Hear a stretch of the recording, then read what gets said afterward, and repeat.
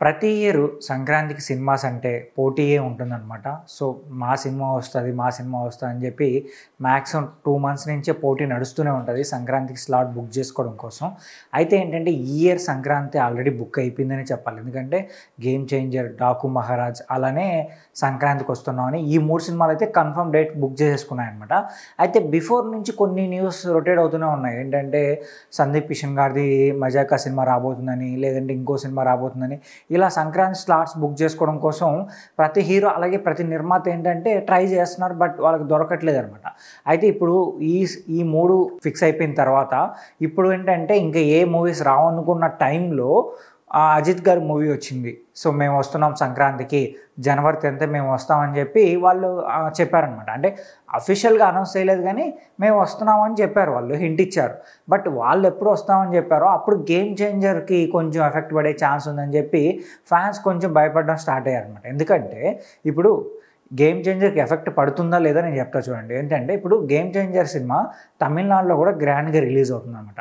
If in case Ajit గారి cinema జనవరి 10th అదే రోజున రిలీజ్ అయితే ఏంటంటే తమిళనాడులో కొంచెం అజిత్ గారికి భారీ ఫాలోయింగ్ ఉంది కాబట్టి సో కలెక్షన్స్ వైజ్గా అజిత్ గారి మూవీ ఎక్కువ వెళ్తుంది అనమాట.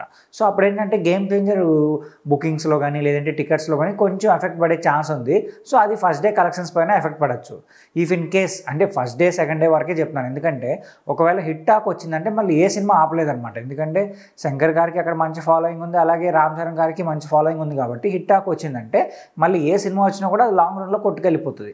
సో కానీ first day second day collections పైన కొంచెం ఎఫెక్ట్ పడే ఛాన్స్ ఉందన్నమాట. సో ఇప్పుడు ఏంటంటే అజిత్ గారి సినిమా రావదు అని చెప్పి ఆల్రెడీ 'పుష్ప 2' ప్రీలీజ్ ఈవెంట్ జరిగే టైంలో ఏంటంటే ప్రొడ్యూసర్స్ చెప్పారనమాట. సో ఈ ఆ మూవీకి సంబంధించిన షూటింగ్ అయితే ఇంకా పెండింగ్ ఉంది.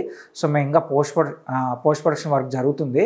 సో ఇంకా బీజిఎం వర్క్ కూడా ఫినిష్ అవ్వలేదు. సో ఇవన్నీ జరగడం కోసం టైం పడుతుంది. మేబీ మేము పొంగల్కి రాలేకపోవచ్చేమో అన్నట్టు వాళ్ళు చెప్పారు. అది కూడా కన్ఫర్మేషన్ చేసి చెప్పలేదు. సో మేము ట్రై చేస్తాం మంచి డేట్ కోసం అని చెప్పి నిర్మాతలు అయితే చెప్పారనమాట, మైత్రి మూవీ మేకర్స్ వాళ్ళు. బట్ ఆడియన్స్ అయితే అలాగే ఫ్యాన్స్ అయితే ఏం ఫిక్స్ అయ్యారంటే మేబీ పక్కా అయితే రాదని ఫిక్స్ అయ్యారు. సో ఇది 'గేమ్ చేంజర్'కి హెల్ప్ కాబోతుంది తమిళనాడులో.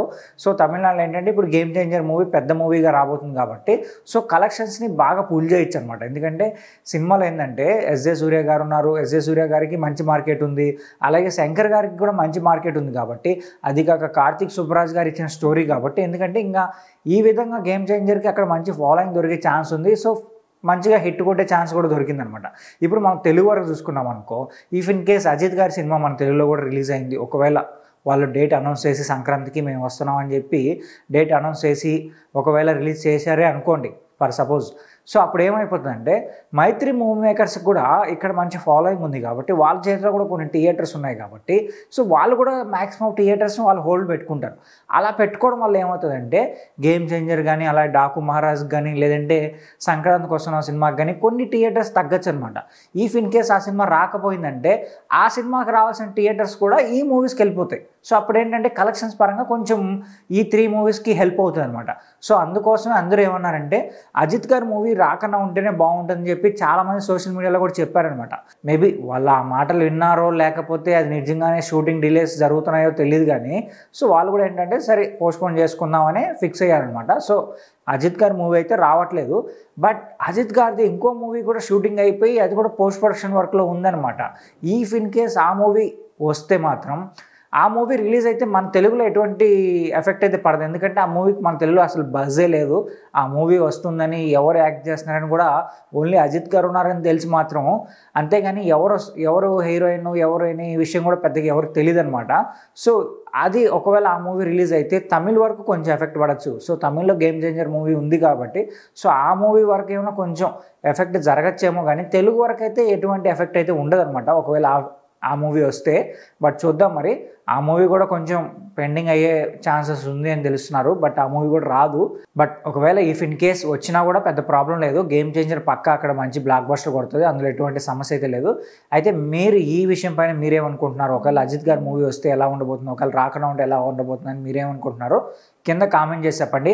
అలాగే మా ఛానల్ సబ్స్క్రైబ్ చేసుకోండి. ఇలాంటి మోర్ ఇంట్రెస్టింగ్ వీడియోస్తో మీ ముందుకు వచ్చేస్తాం.